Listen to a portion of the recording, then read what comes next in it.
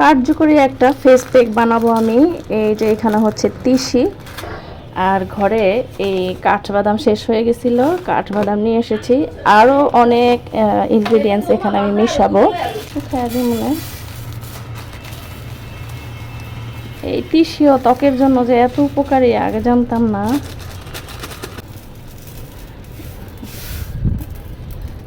এখন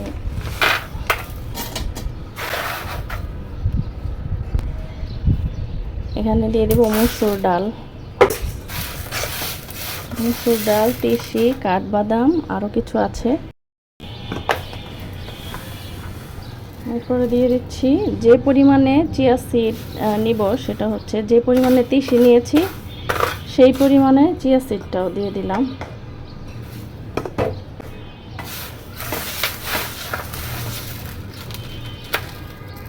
আর এখানে দিব হচ্ছে 1 কাপ পরিমাণ ভাতের চাল।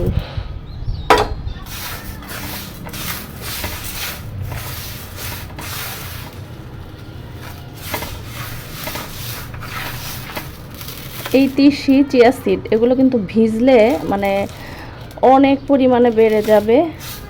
আর ভাতের চালটা একটু বেশি দিলাম, এটা হচ্ছে আমি এই স্ক্রাবারের কাজ যেন খুব ভালো হয়। আর রাইসের যে মানে উপকারিতাটা স্কিনের জন্য, এটা তো সবাই জানি। এখন এগুলোকে আমি একটু রোদে শুকিয়ে নেব, একটু ভালো করে রোদে শুকাক, মানে মোচমোচে করব একটুখানি, কারণ এটা আমি শুকনো শুকনো ব্লেন্ডারে পাউডার বানাবো।